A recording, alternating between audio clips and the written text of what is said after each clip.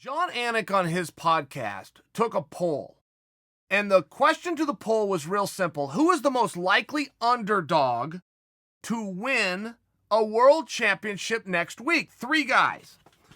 You got Jose Aldo. You got Max Holloway. You got Gilbert Burns. Now, that's very interesting, and the only reason I am stealing Anik's idea is because I enjoyed the conversation so much that before Anik moves on past it, I want to keep it going just a little bit. I'd also like to share my thoughts.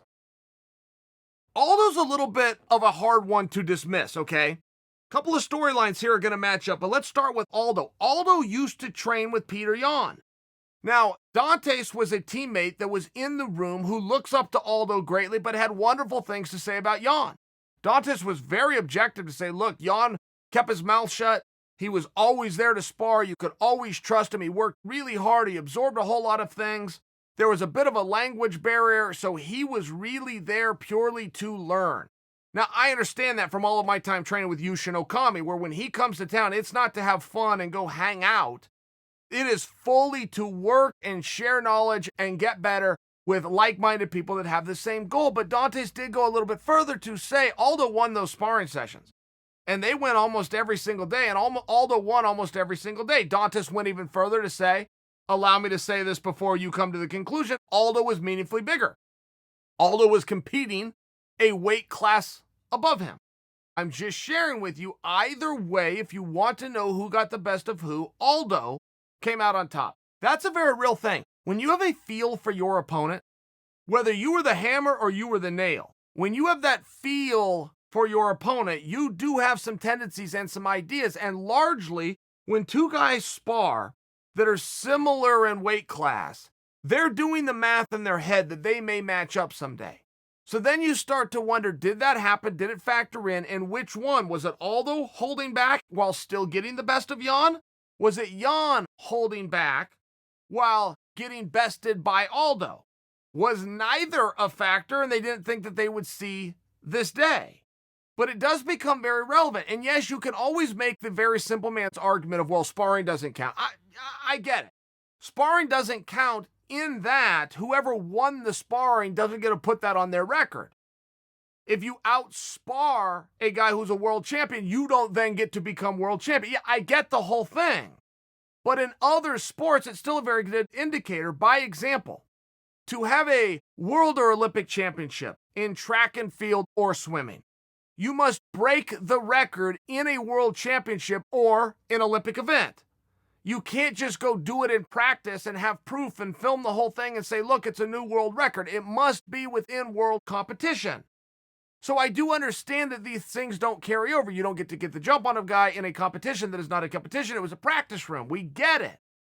But it's not to the point that you can dismiss it completely. It's a very good indicator. So now you have to start asking yourself other questions. Was Dantes' point that Aldo was bigger the deciding factor? Or are you of the mind that Aldo used to be better than he currently is? And therefore, you throw it out. You decide. I don't actually have the answer, but it's an interesting talking point, and Aldo in an upset should be considered.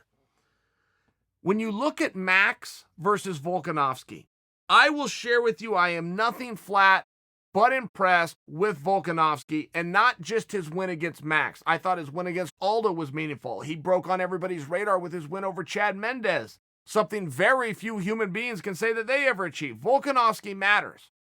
I also was there the night that Max lost the belt to Volkanovski, and prior to the decision, I thought they were going to raise Max's hand. What I saw was Max winning that fight. Not only 3 rounds to 2, arguably 4 rounds to 1. I saw it wrong. I get that. The judges who matter saw it differently. I'm just sharing with you from my perspective. I don't know that Max got bested by a better fighter. Perhaps he got bested by a fighter with a better plan. I don't know the answer to that. But to make believe that this isn't the right rematch and that this is very competitive and largely they are fighting over who is the greatest featherweight of all time, very meaningful match, an appropriate match. Then you got to look at Burns. Now, Burns' story with Usman is very similar to Aldo's story, okay, with Peter Yan, in that they spent so much time in the practice room, sparring and training, grappling and boxing, pushing and pulling, sprinting and rope climbing. They could see one another. It is very hard to close your eyes, make believe, and come to any conclusion other than Kamaru Usman is the greatest welterweight of all time. That's very hard to do. You may come to the conclusion that he's the second greatest welterweight of all time behind George St. Pierre, but the mere fact that you're having that argument and the only person that could best him in this debate of public opinion is the greatest fighter to have ever done it. Major compliment to Kamaru Usman, a guy that Masvidal didn't want to go fight. A guy that other athletes haven't been willing to get in there with, and Burns, who felt him firsthand, said, give me that chance. No hard fit. Right on TV in front of the world, he called out his own friend. Period. We have the same goal, the same mind. Give me the chance. If you really are my friend, give me the chance. And Usman said, you got it. So they have differing opinions. It doesn't sound as though we've ever got clarity from a disinterested third party like we got from Dantas as it applies to Aldo and Jan. But Aldo and Jan was also a period of time ago. Last time Gilbert felt Usman was 6 weeks ago.